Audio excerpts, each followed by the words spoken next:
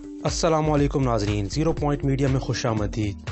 آج ہم آپ کو بتائیں گے روز آئی لینڈ کے بارے میں، اپنا جزیرہ آباد کرنے والے خود پسندوں کے شہزادے کی کہانی۔ یہ کہانی سن 1960 کی دہائی کے آخر میں ایک اطالوی انجینئر نے بحیرہ ایڈریاٹک میں اپنا جزیرہ قائم کر کے شروع کی، جس میں ریسٹورانٹس، شراب خانے، تحائف کی دکان اور یہاں کے پوسٹ آفس بھی بنایا گیا۔ یہ ایک غیر معمولی کہانی ہے جو دہائیوں تک لوگوں تک نہیں پہنچ سکی۔ اس کہانی کا آغاز سن 1967 سے ہوتا ہے، جب روزا نے ایک چھوٹی سی ریاست آباد کرنے کا منصوبہ بنایا، جس کا مقصد تھا اسے آزادی کا نشان سمجھا جائے۔ تاہم ان کے سگے بیٹے لورینز بتاتے ہیں کہ اس جزیرے کے ڈھانچے کو بنانے میں خاصی تکنیکی مہارت بھی درکار تھی۔ میرے والد ایک انجینئر تھے اور اٹلی میں ان کا نام تھا۔ اٹلی میں آپ کو نام لینے سے ہی یہ اندازہ ہو جائے گا کہ ان کی حیثیت کیا تھی۔ وہ ایک نہایت مفصل اور محنتی کام کرنے والے اور باریکیوں کا خیال رکھنے والے شخص تھے۔ جیسے ایک جرمن انجینئر کی تعریف کی جاتی ہے، وہ بالکل ویسے تھے۔ بس ان میں ایک جذباتی رغم ضرور موجود تھی، اور وہ یہ کہ انہوں نے اپنا جزیرہ نما ڈھانچہ کھڑا کیا، جس کا ان کو کرنے کا بچپن سے ہی شوق تھا، جس میں اطالوی بحری حدود سے باہر ایک ریاست کا درجہ دیا جائے۔ انہیں اگر خود پسندوں کا شہزادہ کہا جائے تو غلط نہ ہوگا۔ 1967 میں اطالوی انجینئر گورجیو نے ایک 400 مربع میٹر پر محیط ڈھانچے کی تعمیر کے لیے رقم اور ڈیزائن دیا، جو سطح سمندر سے 26 میٹر تک ہوا میں معلق تھا۔ یہ ڈھانچہ زمینی ساحل سے 12 کلومیٹر کے فاصلے پر واقع تھا، اور یہ اطالوی بحری حدود سے باہر ہے، جس کا مطلب یہ تھا کہ یہ حکام کی زیر انتظام نہیں تھا۔ روزا خود اس جزیرے کا صدر بنایا اور ساتھ ہی ایک آزاد ریاست کی حیثیت بھی دے دی، جسے ریاست روز آئی لینڈ کہا جانے لگا۔ اطالوی حکام اس سے ناخوش تھے کہ روز آئی لینڈ بغیر اجازت بنایا گیا ہے اور اس سیاحت سے مستفید بھی ہو رہا ہے، لیکن اسے ٹیکس بھی بغیر نہیں دینا پڑتا۔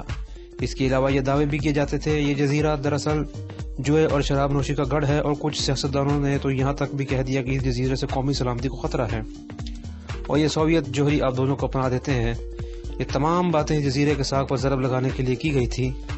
جزیرے کی جانب سے آزادی کا اعلان کرنے کے 55 دن بعد ہی 24 جون 1968 کو اٹلی کی حکومت نے اپنی فوجوں کو بھیج کر اس پر قبضہ کرنے کی کوشش کی۔ انہوں نے 11 فروری 1970 کو ڈائنامائٹ لگا کر اس جزیرے کو تباہ کر دیا۔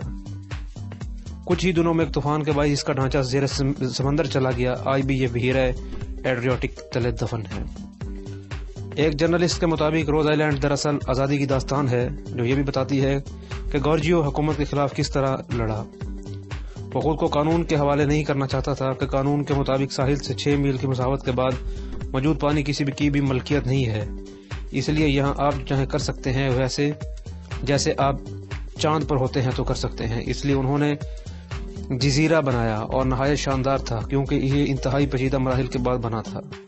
انہوں نے اپنے 4 دوستوں کے ساتھ مل کر 6 ماہ میں بنایا۔ انہوں نے اسے تعمیر کرنے کے لیے ٹیکنالوجی کی ایجاد بھی کی، اور انہیں اس ٹیکنالوجی پر فخر بھی تھا۔ بلکہ جب انہوں نے اس کے بارے میں بات کی تو انہوں نے کہا کہ وہ اس بارے میں زیادہ دلچسپی نہیں رکھتے، لیکن اس ٹیکنالوجی کے بارے میں وہ زیادہ دلچسپ تھے اور جوشیلے انداز سے بتاتے تھے، جو انہوں نے یہ ڈھانچہ تعمیر کرنے کے لیے ایجاد کی تھی۔